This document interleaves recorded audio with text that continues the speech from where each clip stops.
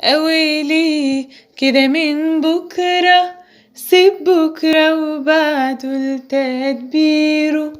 ده 5 خبزات ويا سمكتين، شبع ألوفات وفاض خيره.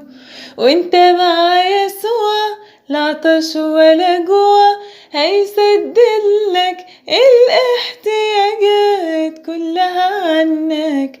ولا تقلق ولا تشغل فكرك، بيرتبلك فرحك مضمون وياه، وقوام هيتي بخاطرك.